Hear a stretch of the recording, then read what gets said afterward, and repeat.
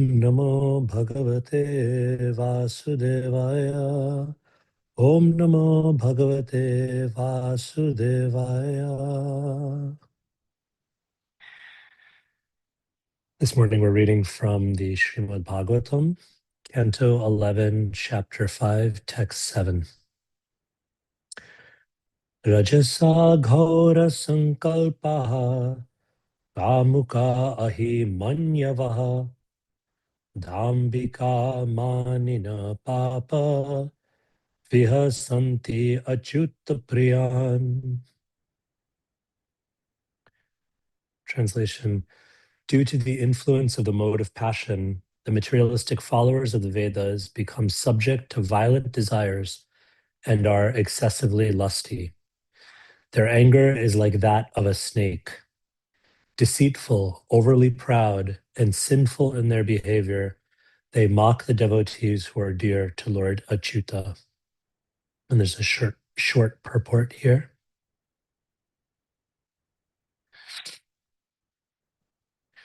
Ghora Sankalpaha refers to ghastly desires, such as thinking, "He is my enemy, let him die." Due to the mode of passion, waves of lust overcome the conditioned soul, who then becomes furious like a snake.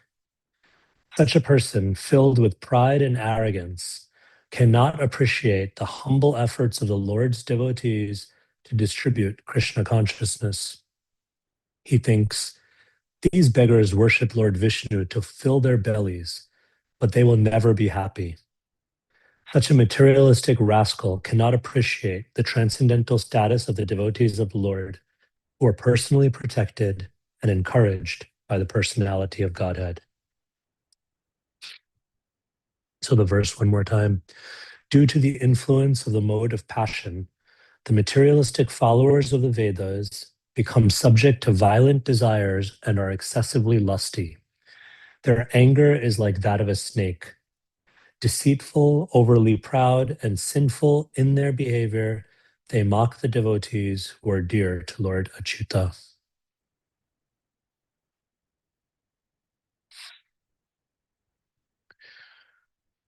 Om Agyantimirandhasya Gyananjana Shalakaya Chakshurun Militam Yena Tasmai Shri Gurave Namaha. Shri Chaitanya Manobhishtam Stapitam Yena Bhutale Swayam Rupa Kadamahyam Dadati Swapadantikam.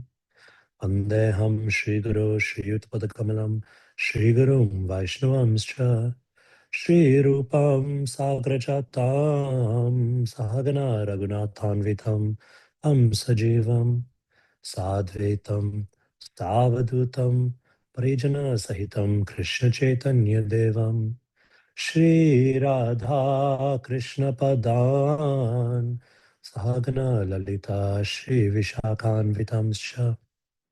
He Krishna Karuna Sindhu Dina Bandhu Jagatpate Gopesha Gopika Kanta Radha Kanta Namostute Tapta Kanchana Gaurangi Radhe Brindavaneshwari Rishabhanu Sute Devi Pranamami Haripriye Pancha Kalpatarubhyascha Kripa Sindhubhya Evacha Patitanam Pavanebhyo Vaishnavebhyo Namo Namaha.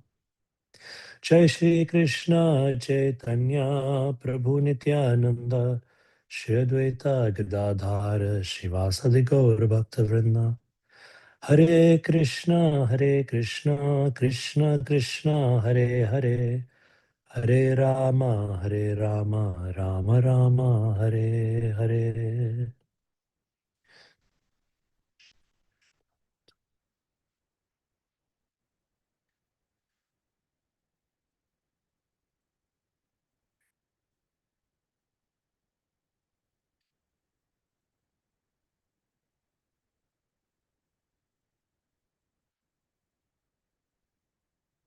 Hare Krishna and good morning. It's so wonderful to be with you all. So as some of you know, if you've heard me give class in this forum before, you know that I, I like to often begin with some kind of reflection or something drawing from my own life, my own experience before kind of jumping into unpacking the purport. I just feel like sometimes it helps to make the verse and the purport and the lessons being taught a little bit more relevant to us. And I have to admit that as I was preparing for this talk, I kind of prepared an outline of some of the points that I'd like to make, but that kind of personal touch wasn't really coming. I just couldn't think of a particular episode or anecdote or something from my life or from a recent experience that I could share.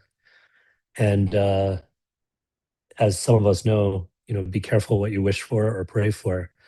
But I had kind of thought to myself, and I'd maybe said a little prayer to Krishna, that Krishna, please help me to figure out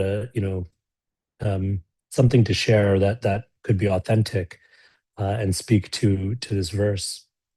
And it just so happened yesterday, very unexpectedly, I found myself in a situation where I ended up getting into a very heated argument with someone. It's kind of a like a strange context. Again, very sort of mundane, unexpected.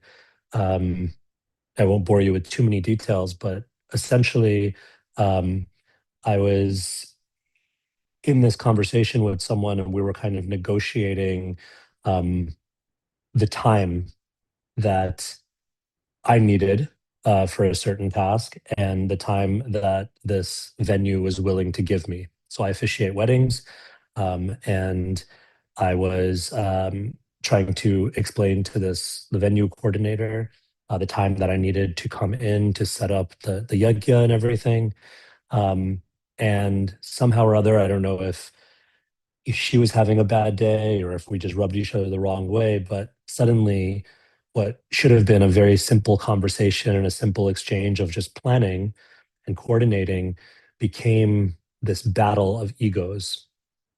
And I would say what I needed, and she would say, "No, absolutely not. That's not possible." Um, and the way I felt or I experienced it, I read it, I felt very dismissed. I felt very misunderstood. I felt very shut down. And without me even planning or knowing it, suddenly my tone starts to rise. My um, the sort of the tension escalates, and I start speaking in a louder voice and more quickly and more forcefully and maybe even more rudely. And she suddenly is matching that tone, and then I'm matching her tone, and it just keeps escalating and escalating and escalating until finally we're quite literally shouting at each other. This was over the phone, so this wasn't in person, but this was a phone call. And I'm in the middle of shouting and trying to make my point, and all of a sudden I hear click, and the line goes dead, and she had hung up on me. Um, and I later found out by when I talked to the couple that whose wedding I'm officiating, that she immediately called up the bride and explained what had happened in from her perspective. And one of the things that she said to the bride was, she said, I've coordinated so many weddings, but I've never met or I've never heard a priest who is so rude and so egotistical and so arrogant. And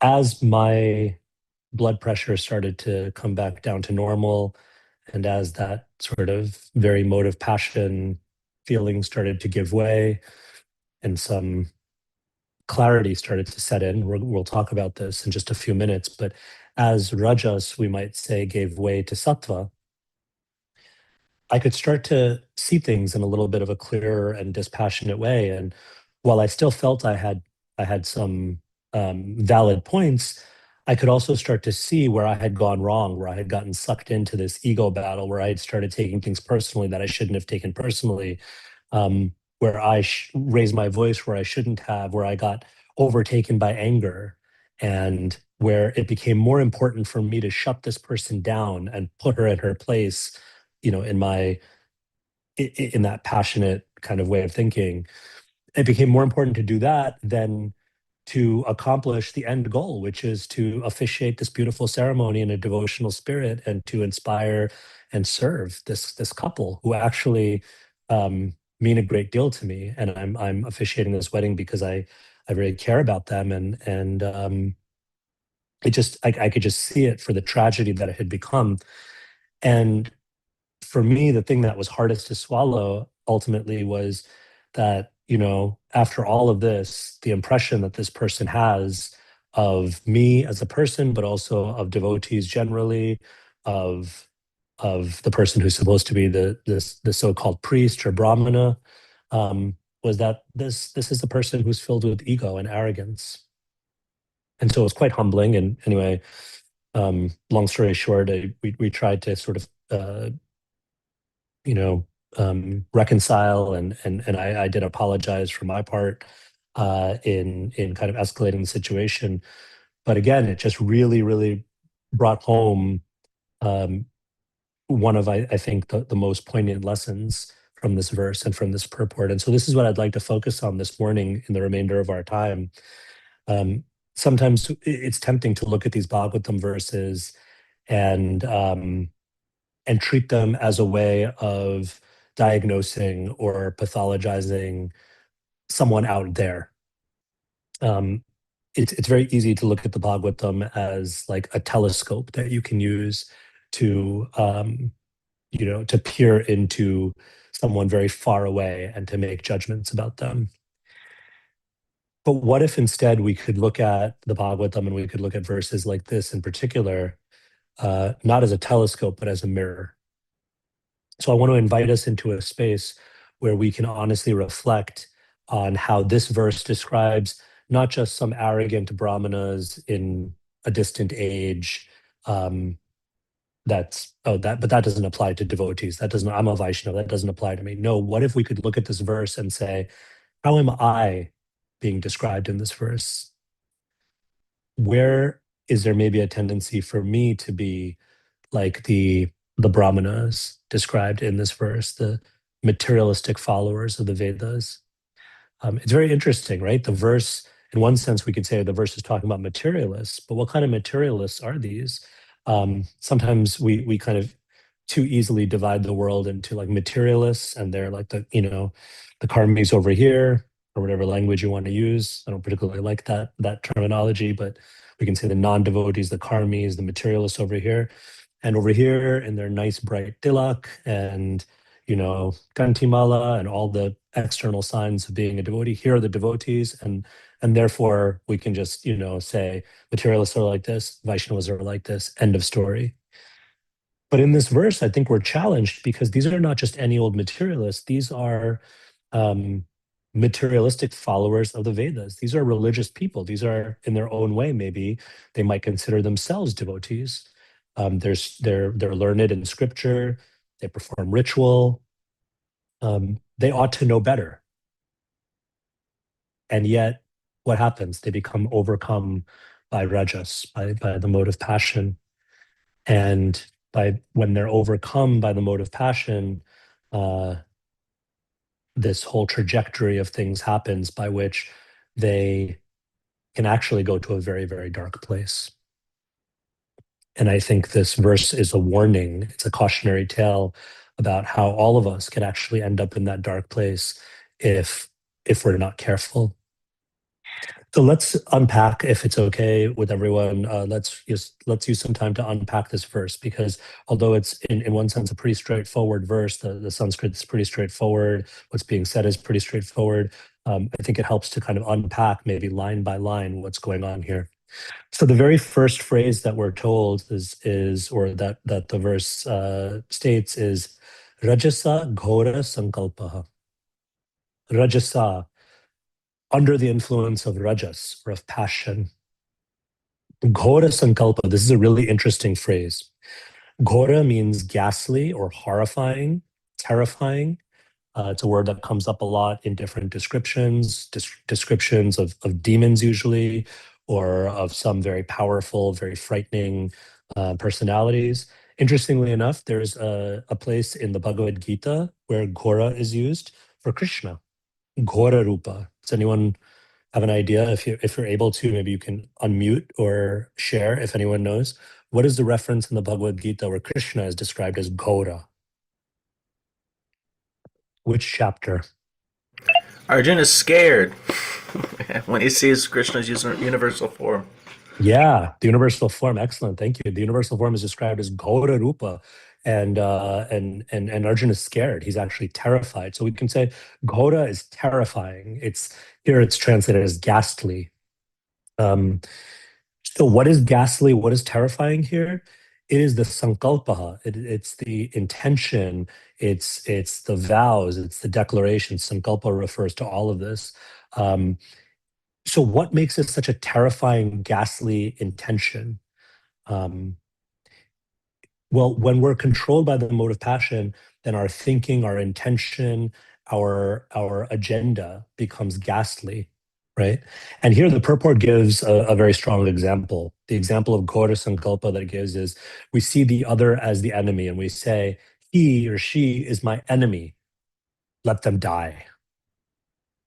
Now, normally, I think most of us, right, we're not psychopathic, murderous beings. In our everyday lives, we would be horrified by such a thought. But passion is so strong, right? And when that mood of passion, of rajas, starts to predominate, then we can give in to such a ghastly mentality. Now, it may not be literal violence, um, but think about what sometimes scholars call rhetorical violence. It may not be physical, but we can wish the destruction of another. And here in particular, the verse cautions us, and we'll get to this in just a bit, but the verse cautions us that we can be so overcome by passion, by rajas, that we can even direct that kind of violent energy, that ghastly violent energy or intention, even towards the dear devotees of the Lord. Um, that may seem far off. We may say, well, I would never do that. But let's be a little honest and introspect. Maybe we already do that and we're just not calling it that, right? Every time we get sort of amped up in this passionate way to take down another devotee, to expose their weakness, to criticize them in a spirit of wanting to pull them down. Now, we can talk about it and maybe we can have some discussion about this.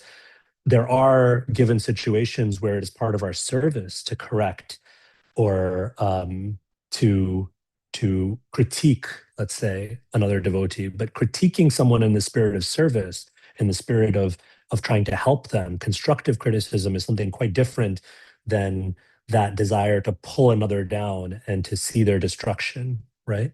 Um, it may be, a subtle difference. It may be a not so subtle difference. But if we're honest with ourselves and our hearts, and we have a little bit of clarity, and this is where the rajas part really, really clouds our judgment. But if we have the clarity, we can tell the difference. And for most of us, or let me put it this way, for very few of us, is our service directly to critique and to Hi. chastise others. Hello. So, Hello, Zoo. oh, I think someone is unmuted. If I could just ask that for now, if everyone can just make sure you keep yourself muted, and we'll have some opportunity to unmute and have some discussion in just a little bit. So, for very few of us, is our service, can we honestly say our service is to directly critique and chastise or correct others? And even if that is our service, how carefully we should perform that service, how much clarity we need, and how much equipoise, how much do we need to come from a place of being equipoised and calm and rooted in that mood of service.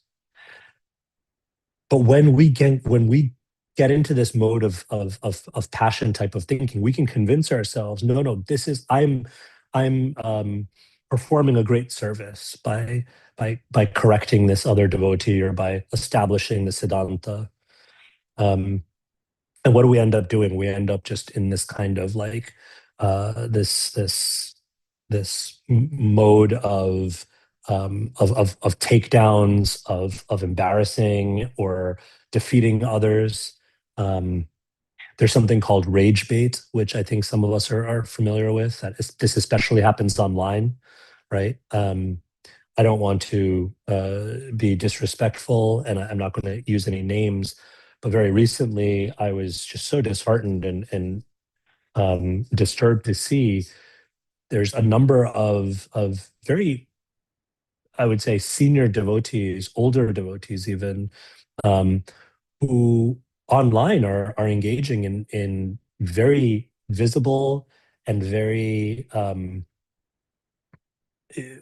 very rhetorically violent, um, you know, disputes and debates online, and it's become very fashionable now, um, to kind of create these videos back and forth.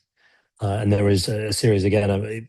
I want to be very respectful, especially in the especially given the topic today. I don't want to inadvertently offend anyone else, but recently there was a series of videos where two, maybe even more very senior leaders in our movement were kind of personally attacking one another, and perhaps maybe even more realistically, their disciples and followers were attacking one another with these kind of this trading of these rage bait videos. And I had a friend who is just very new to Krishna consciousness, um, uh, kind of come to me really bewildered and disturbed and saying, like, I don't understand, how can this path of bhakti, of Krishna consciousness, which is so beautiful, how can these very senior, devotees who have been practicing for decades upon decades, who have taken vows of renunciation and monasticism, who have their own students, how can they just be so cruel to each other and exchanging this kind of these kinds of rage bait exchanges with one another. And it was really hard to answer this person, to be honest. And again, I know there's maybe they're complex situations, ideological differences, political differences, what have you. But it can be very sobering and disappointing when we see that. And again, not to turn the telescope out, but let's use that as a mirror. How often am I doing that? Maybe I'm not creating those same rage bait videos in the same way, but I'm doing it in my own way, maybe big or small, right? So there's that invitation, Rajasa Ghora Sankalpa, how easy it is to become covered by the mode of passion, the rajas, and then to get into this place of actually wishing ill on other devotees, taking this Ghora Sankalpa. And then what happens when it doesn't just end with the intention or with the sort of negative thought, right? But that negative thought, that negative intention, very quickly it translates over into real anger. Kamuka ahi manyavaha. Kamuka, full of kama. Here, the translators, the devotees have translated as lusty. But when we think about lust, we have to think about it in this broader sense, right? This is not just lust in the sense of, you know, um, sexual expression or sensual sort of expressions of lust. This is lust more broadly. This is being so filled with desire, right? That more subtle desire, the desire to be right, the desire for recognition, the desire for wins and follows, the desire for likes and comments and clout and all this stuff, right? Especially in the social media age. The desire to be seen as the defender of the right position, the right siddhanta, uh, the desire to win a debate, the desire to see, to feel the gratification of overcoming my rhetorical enemy in debate, right? All of that, this verse describes as kamuka, as filling us with this this unfiltered, uncontrolled desire or lust. And what is the natural result of that is we have our desires. Our desires will be frustrated or obstructed or challenged in some way, just like I was on this phone call with this woman and I wanted to make my point, and the more I was getting blocked or shut down or obstructed or talked over, the angrier I was becoming. And in fact, here, the anger that's described, manyavaha, is anger. It's ahi manyavaha. Ahi means a snake. So ahi manyavaha means snake anger. So what is that snake-like anger? Right? We think about even the the way a snake moves, the way it pounces on its or it approaches its prey or its rival or enemy in a fight, right? It's fast, it's venomous, it's reactive. Um, it doesn't hesitate to when it sees its opening. It doesn't hesitate to strike. And so our anger can become like that ahimanyavaha, that venomous kind of takedown, um, striking without mercy type of anger, right? If anyone is, I apologize for this reference to those who are um, not fans of the franchise, but if you're familiar with the famous Karate Kid movies, I grew up on those movies. One of my favorite movies as a kid was Karate Kid 1 and 2. Loved those movies. And of course, recently there's been a bit of a sort of, reboot or whatever, sequel or something like that, called Cobra Kai. And the reason I'm thinking of it is, Cobra Kai was was the sort of the villains dojo, and their approach to these deep martial arts was all about striking first and striking hard and not having mercy on the opponents. That's ahimanyava, right? Now that can sound very gross, and that can sound like, oh, that's not me. That's not, that's not, I'm trying to live, as a Vaishnav. But how easily and subtly we can bring that in, even into our disagreements and disputes with other devotees. And suddenly we're in this space of no mercy and striking first and striking hard and striking to kill, right? That's that energy of ahimanyava, or of snake anger. And we can justify it by saying, well, I'm doing it in the service of truth. I'm doing it, emulating the example of great acharyas like Srila Prabhupada or Srila Bhaktisiddhanta Saraswati Prabhupada, who are known to be quite, strong in their words or heavy when it comes to the Siddhanta. But we have to be honest with ourselves. I think, yes, it's true that in certain situations, for the good of the parampara, to establish the truth, these great souls, these great acharyas spoke very strongly and heavily. But can we balance that with their the expressions of great compassion and broad-mindedness and soft-heartedness that they also shared? And can we also honestly say that it is our service that we are called to, and we are put in the position? Now, maybe some of us can in certain situations, but I would guess, at least speaking for myself, that most of the time that's a justification that I'm using.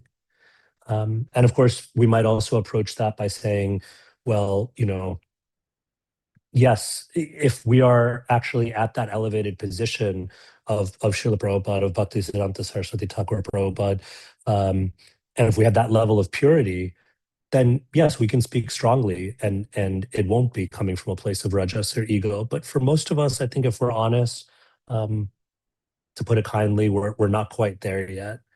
So instead, it ends up being rationalizing and justifying. And I like Nityananda Chandra's rationalize is rationing out lies. Yeah. Um, I know, I don't want to take too much time on this before we get to the end of the verse, but it might be helpful here, um, to draw a little bit from we have so many wonderful resources in Vedic philosophy. Vedic philosophy is so vast that it includes not just that which is directly spiritual or metaphysical in terms of philosophy, but also very practical, um, very practical resources for us. And one of the practical resources is found in Nyaya philosophy, where it's described there are three kinds of debate. And interestingly, these three kinds of debate match up they align pretty well with the three modes of material nature, the three gunas. And I think it's really relevant here. The first is called Vada, and Vada is the dialogue or debate that is the goal is to uncover, to discover um, truth. That is the goal. And it corresponds to sattva, because when we're in a space of vada, yes, we may have a position, we may be starting from certain assumptions, we may be putting forth a certain argument, but we're genuinely open to the truth. And when we hear from the opponent, the purva paksha, when we hear from our opponent, we're actually open to what they're saying and we respond to what they say. And if there's great and as a result, greater truth emerges, right? That is very much the mode of sattva.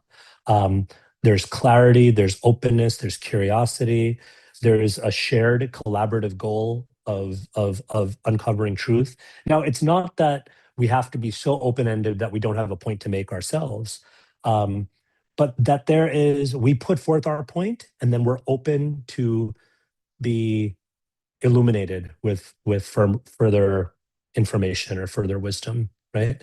Um, that's vada. The second category of debate is called jalpa. And jalpa is much more competitive. Jalpa is much more what we think about when we think about modern debate. If you think about politicians, if you think about sort of if anyone is on the debate team in high school or in college, right? But jalpa is more sort of stereotypical debate because the goal there is to win. The goal is to get across your point so compellingly, so persuasively that you win the debate. And this corresponds very much to rajas. And in some ways, this corresponds to, in part at least, what this verse is talking about here, where we're so locked into our own version of the truth, and we're so kind of motivated by this sense of passion that it's all just about, like, I'm going to make my point and I'm going to persuade you, I'm going to win the argument. So it's about winning. And that can degrade into the third type of debate or argumentation, which is called vitandaha. Vitanda is very much what this verse culminates in, and that is destructive argument. Now, here, the goal, the difference between jalpa and vitanda is that with jalpa, the goal is to win. With vitanda, the goal is actually to destroy the opponent. The goal is my opponent should lose spectacularly. My opponent should be destroyed, humiliated, right? I don't even care if I win as much as I just want to see the destruction of this other person.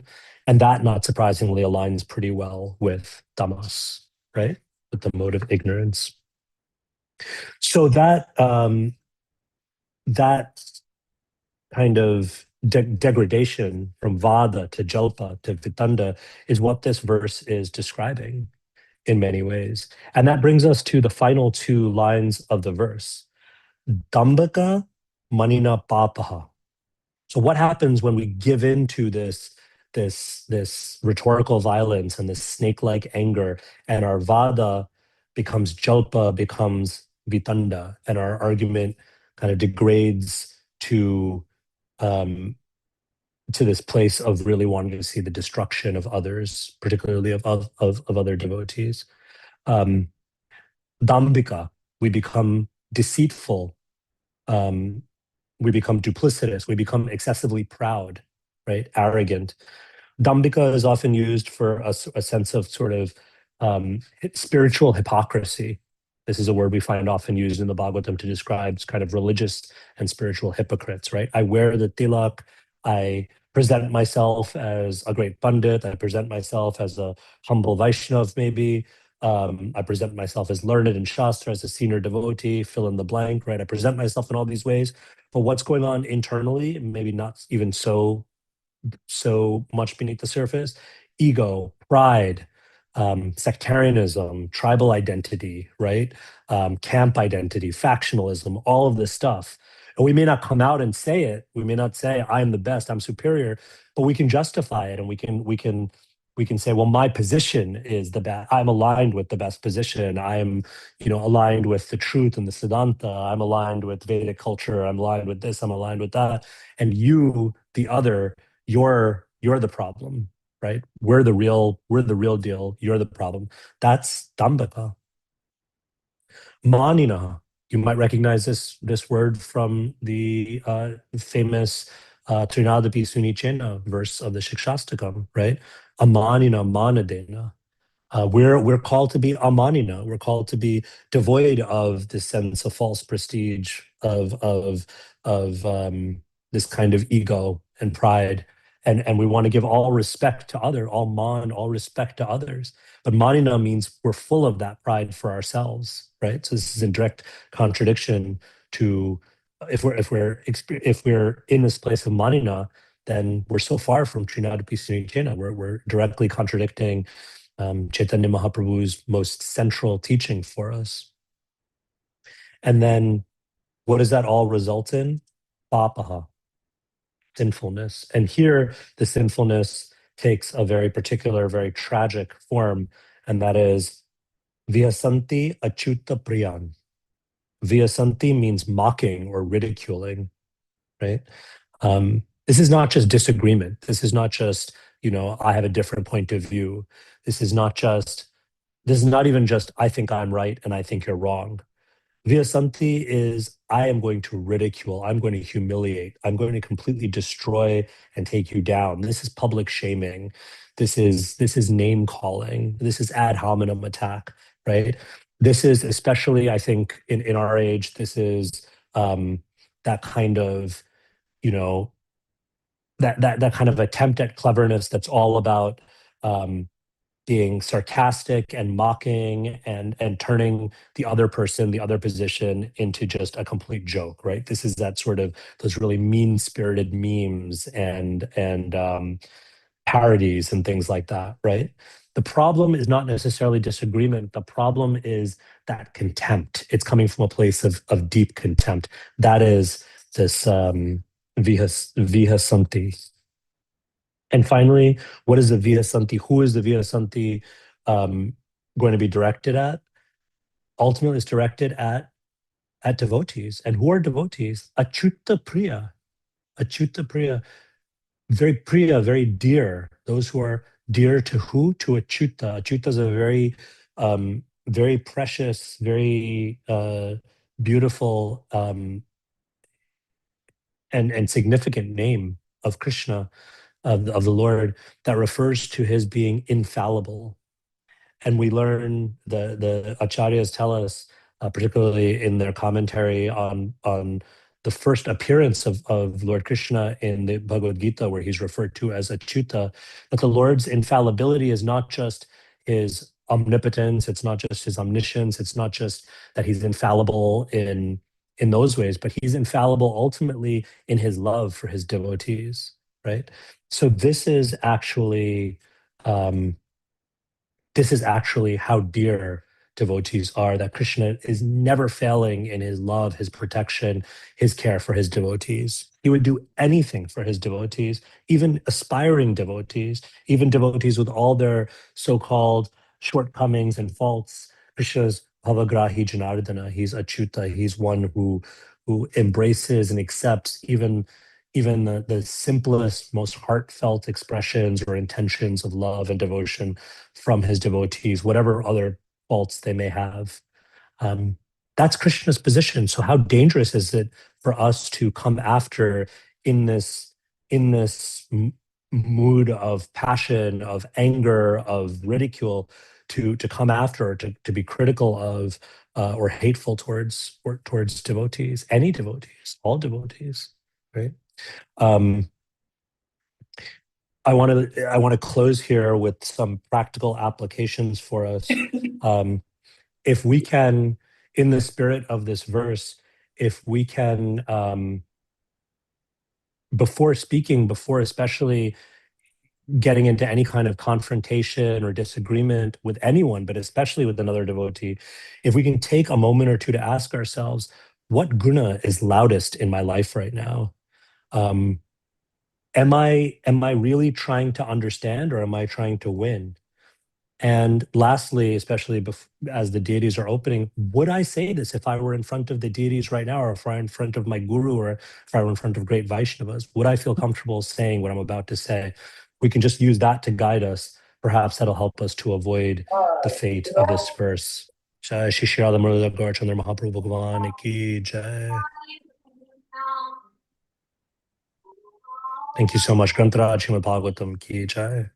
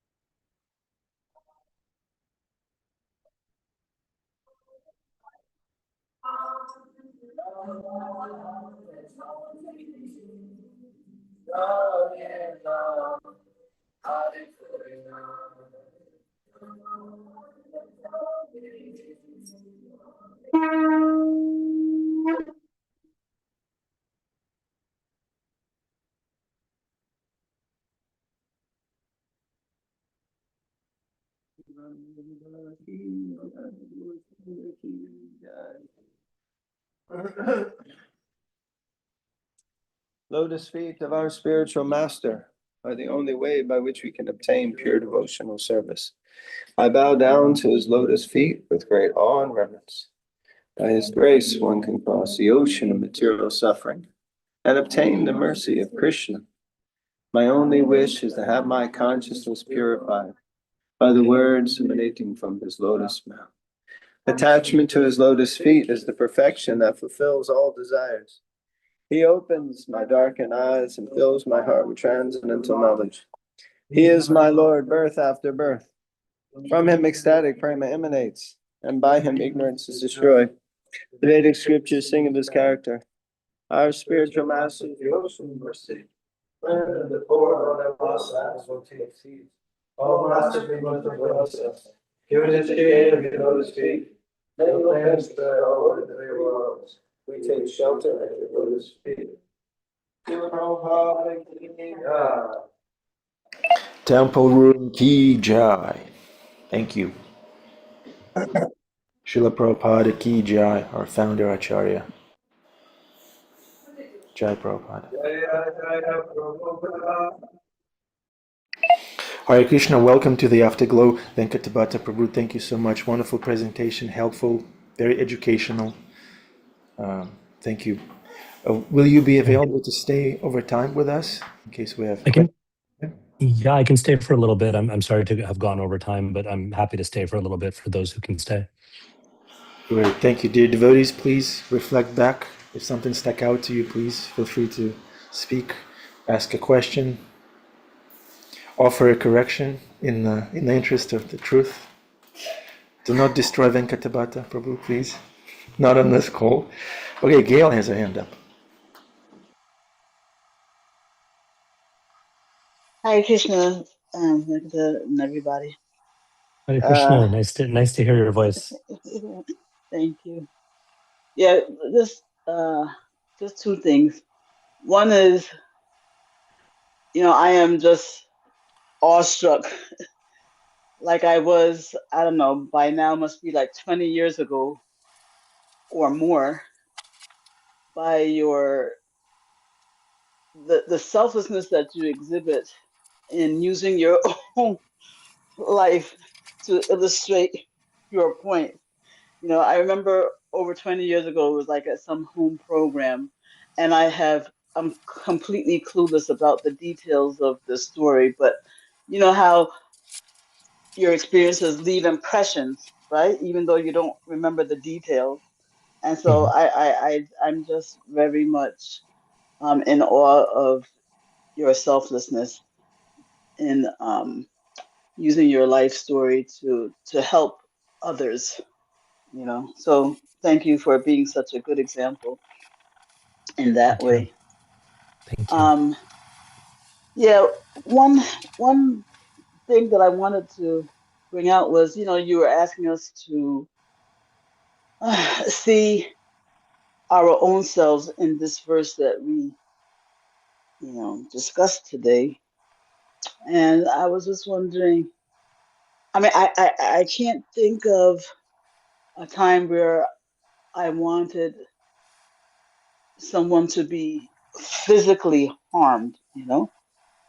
But you know, I definitely experience hatred when I'm, you know, really upset with someone.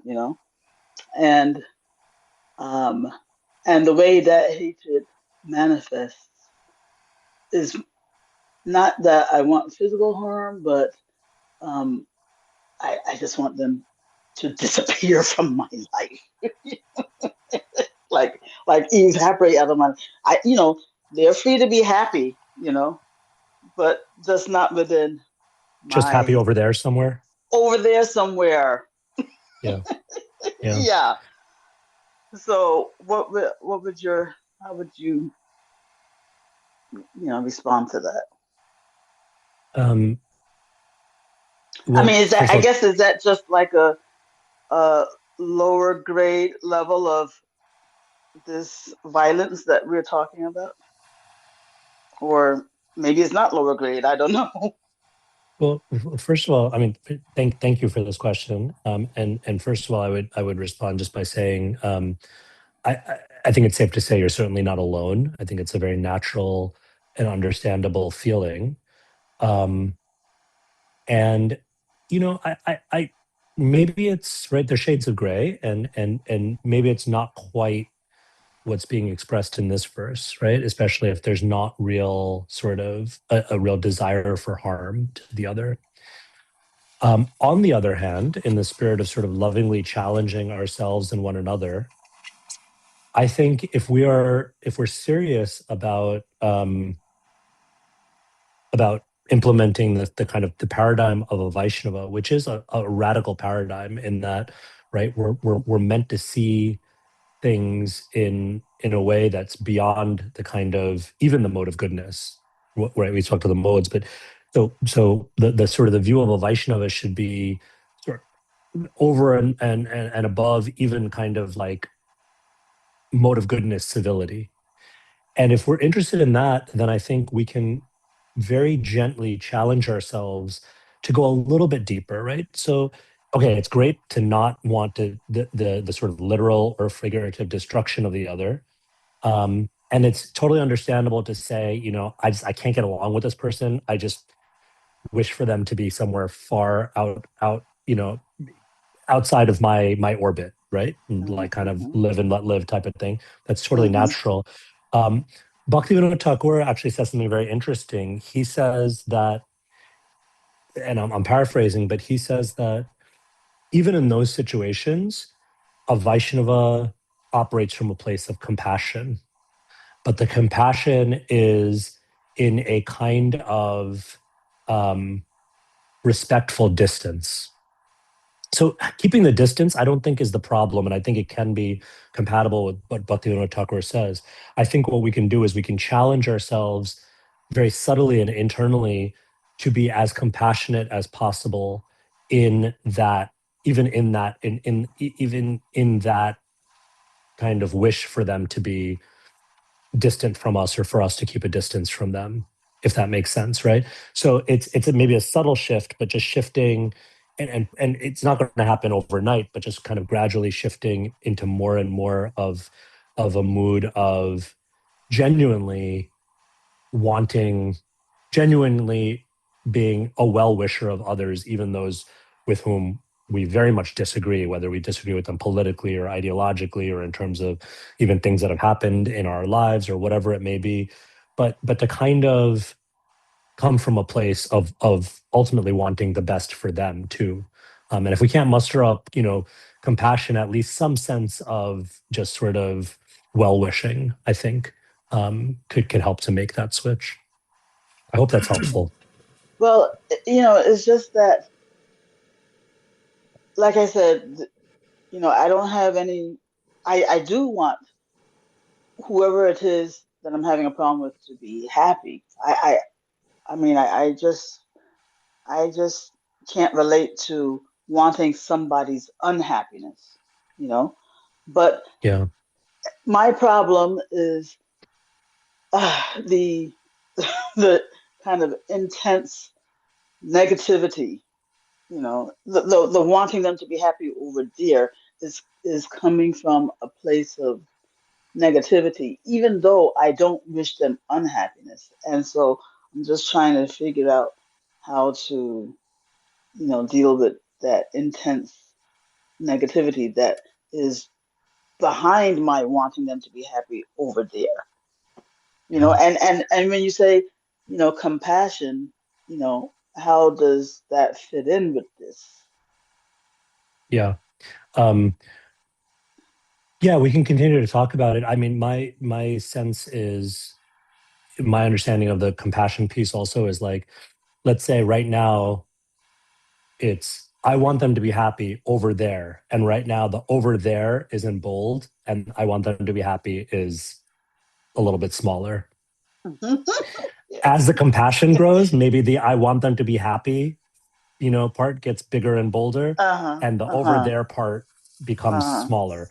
It's still Uh-huh. there, right? It's still, we're being realistic with ourselves and we're saying, like, I just can't, there's some people we just can't, even other devotees, it's just, we're not meant to be close with them in the same way that we are with Uh-huh. those that we do get along with or we do Uh-huh. align with. That's okay. That doesn't make us, that doesn't disqualify us. But can we more and more make the focus, I Uh-huh. genuinely Yeah. want them to be happy, Uh-huh. and the over there part, the disagreement part, the distance part, that's the side note. Does Yeah. that make sense?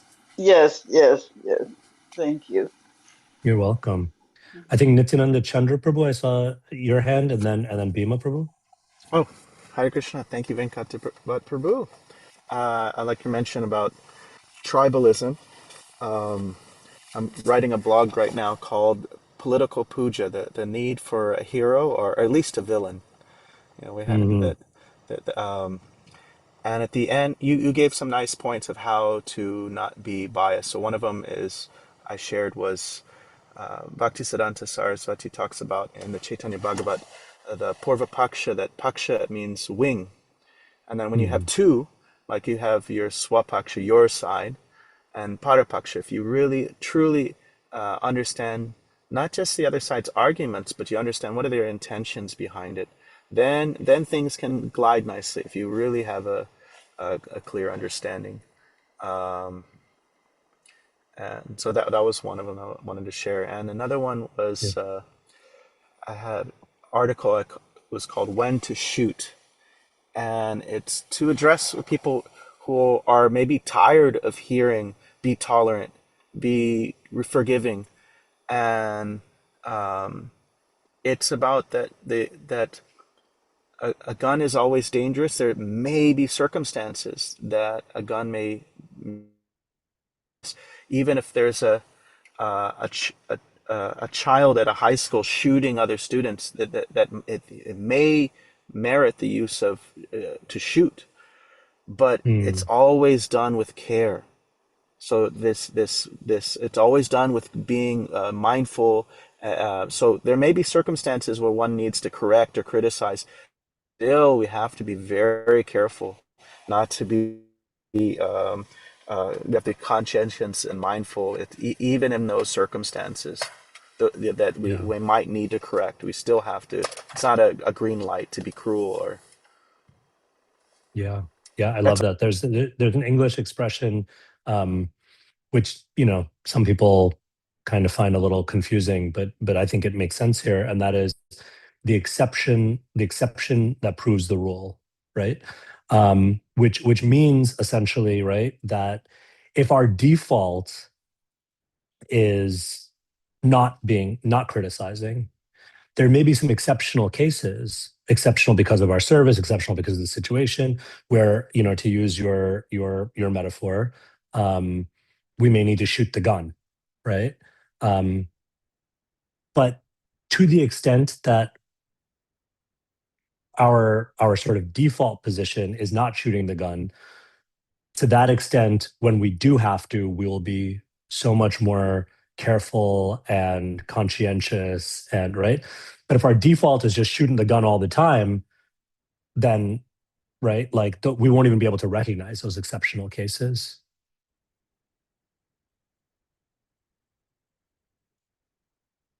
Thank you, Nityananda Chandra Prabhu. Bhima Prabhu.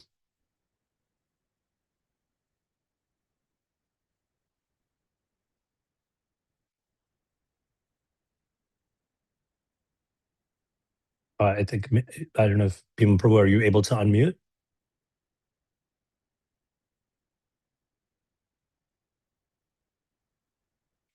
Well, maybe while we wait for Bhima Prabhu, I did want to share one story. I didn't get a chance to earlier, but it's actually one of my favorite stories from Srila Prabhupada that I think really illustrates this point nicely. It's very revealing. This is a story, I don't know the exact date, but Srila Prabhupada was staying in Hawaii at the time. And one day, one of his disciples, who was quite a leading disciple in his own right, called Siddhaswarupa Das, Siddhaswarupananda Goswami later, he came to speak with Srila Prabhupada, and Srila Prabhupada was sitting in the garden. And Siddhaswarupa came, and Siddhaswarupa was, I don't know the full context, but he was complaining a lot to Srila Prabhupada. Um, and particularly one of the things he was complaining about was he was complaining about gay devotees in the movement. He was complaining about certain disciples, fellow disciples of Srila Prabhupada that were queer, or what we might call queer today, or LGBTQ, gay devotees. Um, and apparently he was trying to provoke Srila Prabhupada into making some kind of statement to condemn them, perhaps to justify his own sort of disagreement or aversion to these devotees. Anyway, the story goes, Prabhupada listened very quietly and carefully, but he refused to take the bait. He wouldn't give Siddhaswarupananda the sort of, confirmation or condemnation of these other devotees that Siddhaswarupa wanted. And so Siddhaswarupa left kind of disappointed. And meanwhile, another disciple was in the room, was actually serving Srila Prabhupada, and this disciple's name was Shamasundar Prabhu. This is a different Shamasundar than the Shamasundar who was, befriended the Beatles and helped to start the movement in England, who was married to Malati. This is a different devotee named Shamasundar. But this devotee was there, and he had quietly overheard or witnessed this whole exchange. And now Shamasundar himself was a gay man. And so he was feeling really upset by everything Siddhaswarupa had said. And he was feeling very self-conscious for himself and very, very, filled with fear that Srila Prabhupada would kind of condemn him. And after some time of silence, Prabhupada called this devotee Shamasundar to him. This is after Siddhaswarupa had left. And he asks Shamasundar, he said, "Tell me, what is the difference between being bound by a gold chain or being bound by a silver chain?" And Shamasundar didn't know the answer. And Prabhupada asked again, he said, "What is the difference?" He said, "If someone is bound in the material world by a gold chain or a silver chain, does it make any difference?" And Shamasundar, he just kind of shyly replied, I don't know, Srila Prabhupada.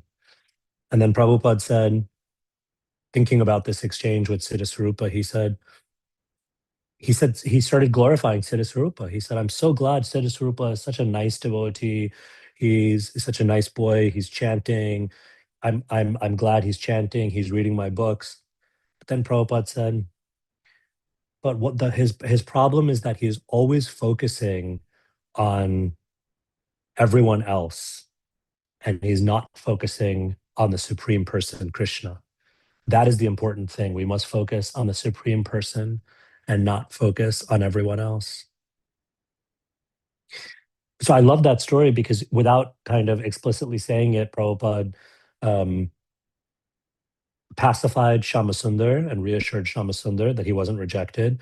Prabhupada had a very broad-minded approach to a very contentious issue that still was very much in keeping with our principles and our Siddhanta and our tradition. Um, Prabhupada didn't reject Siddhaswarupa either, but Prabhupada used the occasion to bring out this really nice lesson that if we can only learn to be less concerned about others, even if we have a valid point, even if we have a valid criticism, even if we think, truth and tradition and Siddhanta are on our side, but if we can only learn to be less concerned about others, less conscious of others, and direct our attention, our consciousness back to Krishna, right?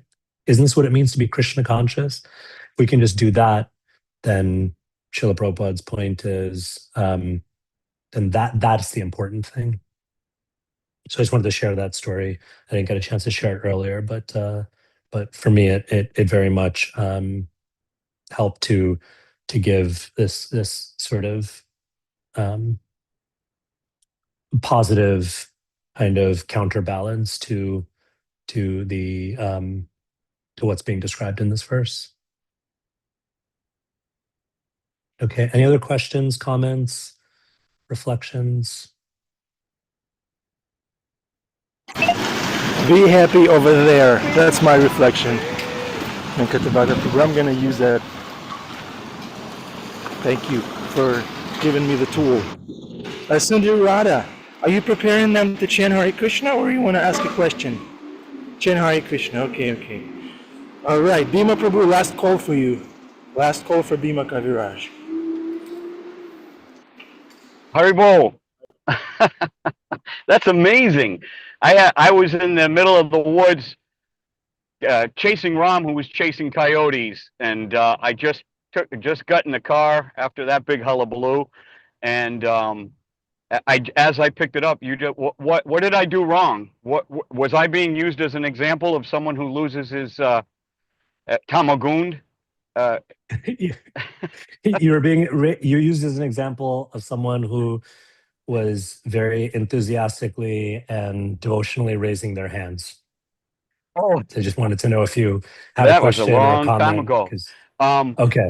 I could say something that is very wonderful. My wife, who's Catholic and very devotionally so, well, Christian and very devotionally so, but very open-minded. We listen to the same. She loves Radhanath Maharaj. I mean, absolutely, absolutely. So she's one of us, so to speak. And but she very much appreciates the discussion of behavior by devotees. We are well aware of myself, being 35 years in in and around the movement, so to speak, and with the best of the best, and with sometimes the worst of the worst. And we've kind of Hmm. seen it all, and and of course she knows this story too, and we understand that behavior uh, usurps any type of learning, so-called learning, knowledge, skills, obviously external dress. It also usurps religion. um, there was a prayer, and I'll just end it this way, that she was listening to on a Christian app. Now, remember, this is not born again Christianity, nor is it ensconced in the Catholic Church. It's just very Christ centric, love centric, bhakti centric. She instantly meshed in with bhakti, because there's a very strong in Christian mysticism, Saint Teresa of Avila, Saint John of the Cross, and Hmm. even the other Abrahamic religions, like Sufism, Rumi, Kabir, etc. So they all, among mystics, there's no disagreement, and she very much appreciates the fact that we come to understand that it is the character of a human, and that's why it's the character, and that character can change overnight. Someone can go from a down and out addict in the streets to somehow coming near death or almost dying, and then finding God and completely turning their lives around. It happens like that. So we cannot judge anybody, and we cannot. Everybody's on the path, and we really do appreciate you parsing out, and also as uh, God, why do I forget the name? As Prabhujini was saying, Gail was saying that really appreciate you just coming right out and humbly offering an example from your own life, which is always undeniable. Oh, I've been through it, and I introspected, I reflected upon myself. To thine own self be true, and therefore unto no other can you be false. And that's sort of like the Paramatma working together with us at that gradual process of clearing a way for that Uddhama Adhikari, that unconditional love, that not only are you not launching into devotees when they do wrong or when they happen to be looking at things from a different angle, but you don't launch into anyone in particular as an individual. But very quickly, Prabhu, I don't know if I don't mean to ramble on. We're probably at the end of the whole thing.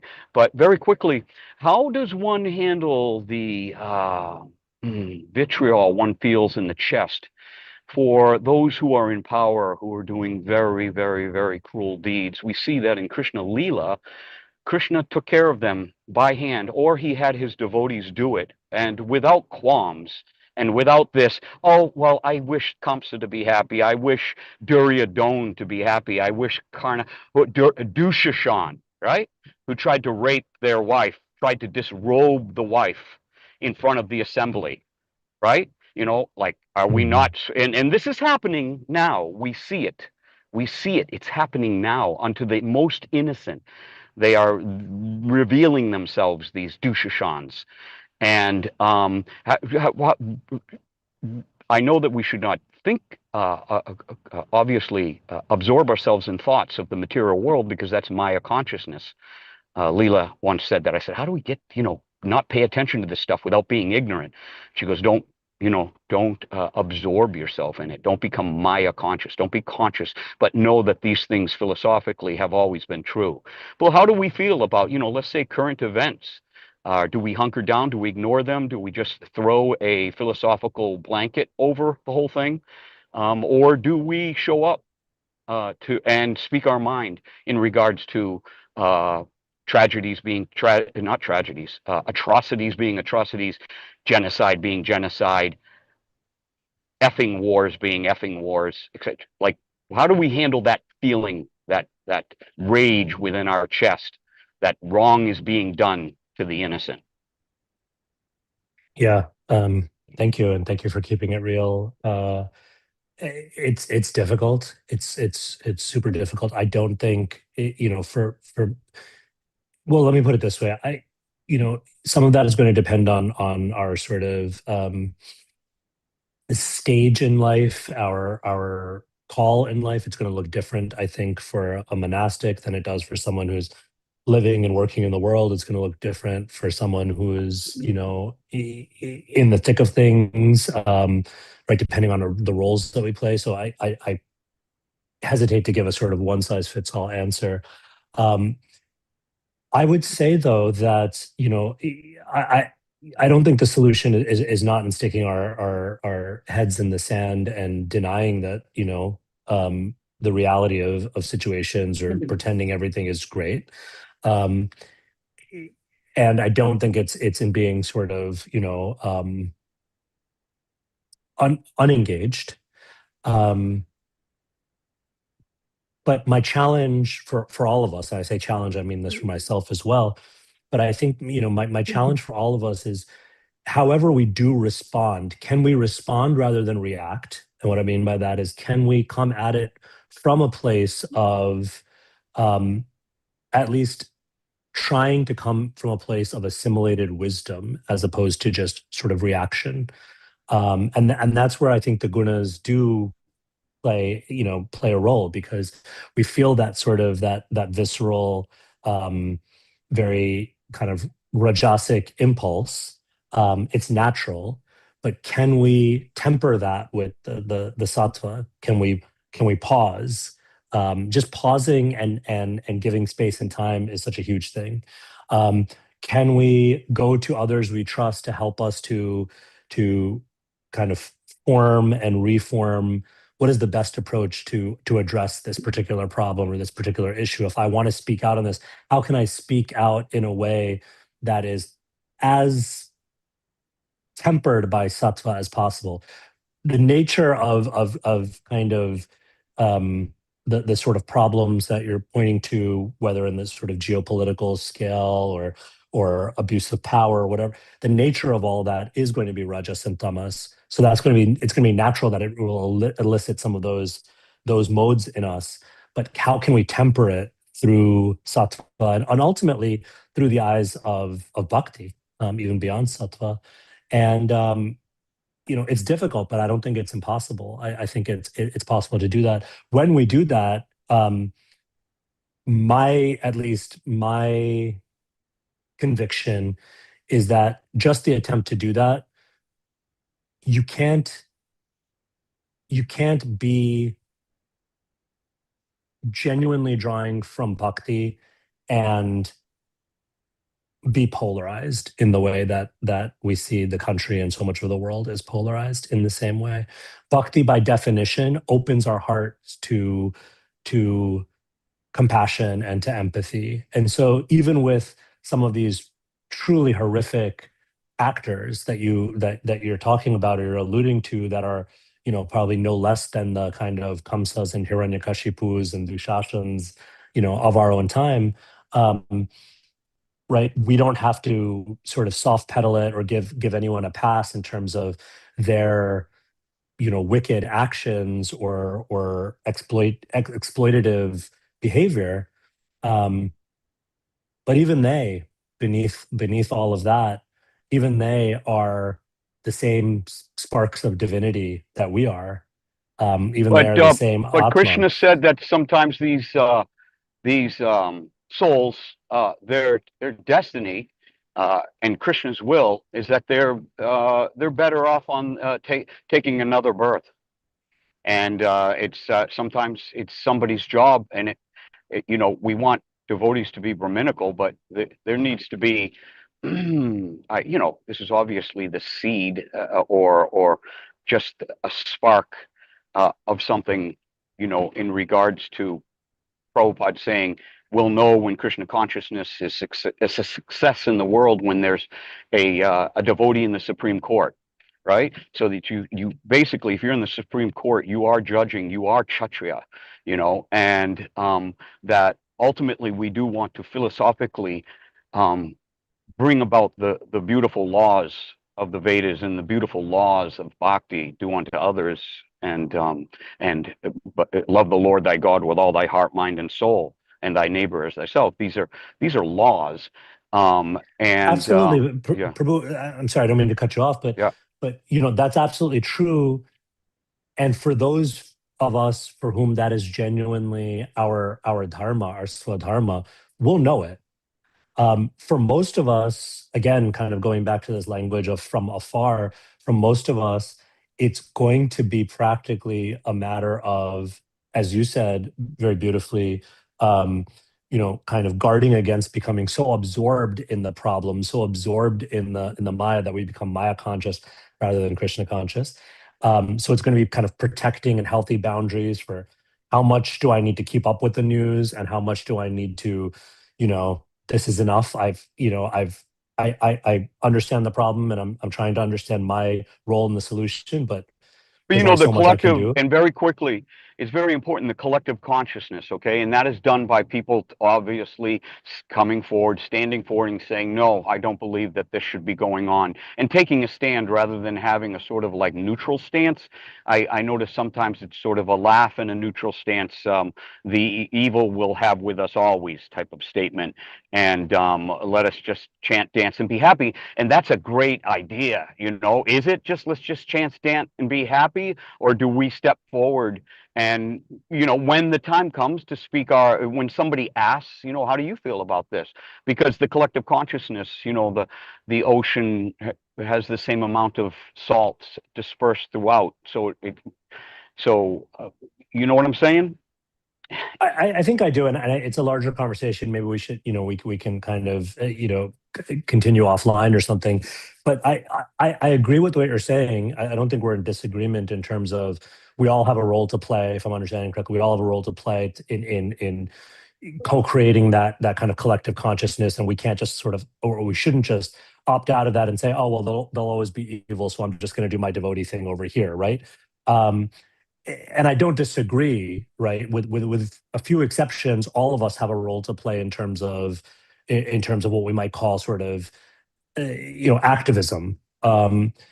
It, all I'm saying is, for most of us, it's going to be we're going to need to discern what are the healthy boundaries and limits to that, and uh, and then also to and again, it's a bigger subject, so maybe we best left for another conversation. Actually, I just But wanted to but end it with how? it. I Hang on just, one second, Prabhu. yep, Let me just finish this thought, if I yep. may. Um, that even when it's, especially when it's really difficult, to be able to, as some Christians say, hate the sin but not the sinner, right? Um, that's not always going to be easy. That's much easier said than done. But that is ultimately also our philosophy, is that yes, someone, there are some souls that may very well be destined for not just one, but you know several future births to, towards their destination. But at the same time, that doesn't change the fundamental reality of, you know of who we are, and that applies equally to, to me and you, as well as to, the people in the highest seats of power, whether they're sort of responsibly using that power or exploiting that power, and therefore bringing on heaps of karmic reaction to themselves and others. Yep. Thank you very much, Prabhu. Makes sense to Thank you. me. Hare Thank you. Krishna. Hare Krishna.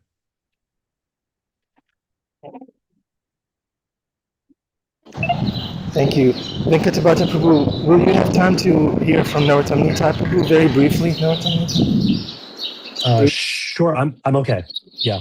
Sure, sure. I'll just make it really briefly, Prabhuji. I just wanted to just say, I just wanted to just ask you, or ask you the importance of hearing, because like sometimes, I get lost in a lot of these, what's going on in the world, politics, things, stuff like that, and it's better for me to be, put my ears to Krishna Katha or Kirtan, something like that, because that helps me to just like be able to be functional in my day to day stuff, and so I just wanted to. I guess mention that, but also ask you like how important it is to, just to immerse yourself in hearing the Shravanam, are part of the Krishna consciousness. Back to you. Thank you. Yeah, thank you. And it kind of connects maybe to a little bit of what came up with Bhima Prabhu's really thoughtful and thought-provoking comments. So yes, 100% agree. Shravanam is so essential. It's essential to give us the grounding that we need. It's essential um, to help us to maintain those some of those healthy boundaries, right? Um, and we have a natural desire to hear, to learn, to see. Um, so let's channel that desire or that inclination towards what is going to truly give us the satisfaction, the illumination, right? There's no shortage, especially with these things in our hands. Um, there's no shortage to information. If we wanted to, we could spend, and unfortunately, it's designed to be addictive, actually. But we could spend all day and all night, what do they call it? Doom scrolling through social media, through news apps, through whatever. We are hyper connected in that sense, and there's so much danger there.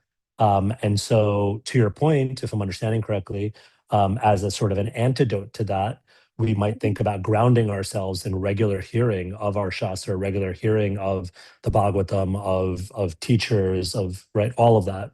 So 100% agree. And I think that's a beautiful point to raise.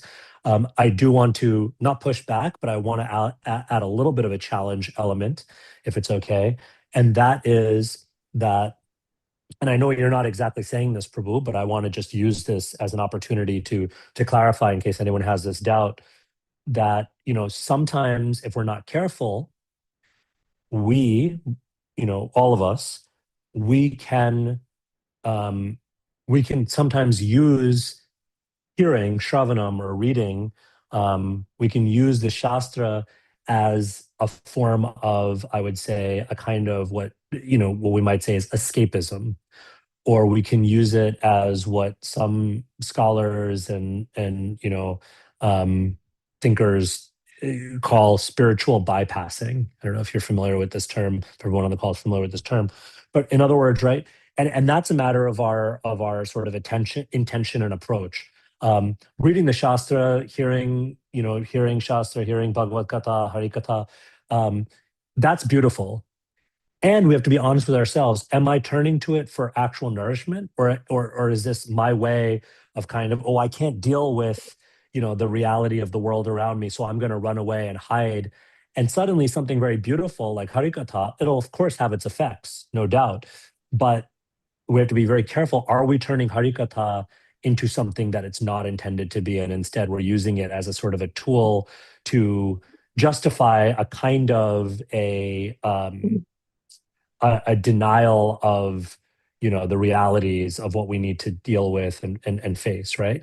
And again, I'm not suggesting you're saying this, but I just want to put that out there. One way, just real quickly, one way of kind of checking ourselves and guarding against that is if we're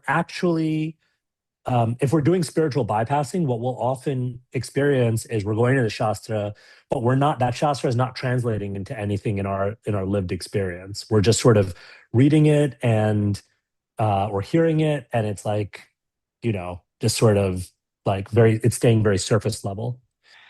But if we're actually approaching it in a way where we're we're turning to Harikatha for some real guidance in our lives, what will happen is, or what we should see happening is that Shravanam should naturally lend itself to what we call mananam. Yes, we should be reflecting on what we're reading, on what we're hearing. And that mananam will then turn into or mature into nididhyasanam. And nididhyasanam means application. So we will start bringing that out into the world. We'll start bringing that out into what we experience. We'll bring that to, what's going on, in the news, in the world around us, what's going on with friends and colleagues and relationships, right? In other words, that Shastra, that experience of Shravanam and Harikatha won't be separate from the rest of our lives. We'll start to integrate it into our lives. We'll start to bring it into our day. and that ultimately will sort of form a feedback loop where we'll be more encouraged to go back for more Harikatha, and we'll be able to live it out, right? And so, yes, to your point, 100% agree. The need for Shravanam, the need for really being protected and nourished by this essential this essential practice of Shravanam. And also, I want to challenge us all to think about what is that real Shravanam on a deeper level. If it's happening on that deeper level, it is going to show up in the rest of our day when we're not hearing the lecture or we're not sitting down with the book. So I hope that's helpful. And I think that's probably as good a place as any to bring things to a close. So thank you all so much. I know it's way, way, way over time, and so many of you have stayed. So I really do appreciate that. Thank you for this opportunity, and thank you to Ananda Bihari and all the devotees of the Bhakti Center for facilitating and allowing me to share a little bit. Thank you, Vyenkata Bhatta Prabhu. It's always wonderful to have you speak in our Sangha. Thank you very much. All glories to you, to the spiritual master, to the Sampradaya that you represent so nicely. Hare Krishna. Dear devotees, Junior Sangha, please unmute yourself. Unmute your little junior selves. Okay, there they are. Sage, Sky, Hare Krishna. Annabelle, Isaiah, where are you? Chant loudly, enthusiastically. No, I'm stay on me this.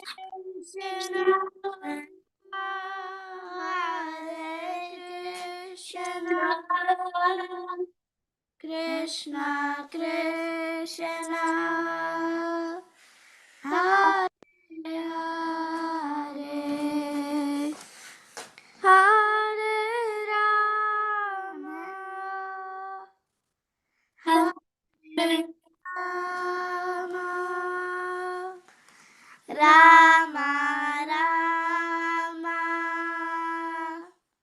Rama Hare Sweet. Thank you very much. Hare Krishna. Hare Rama. There's some Shravana for you. Shravana right there. Thank you.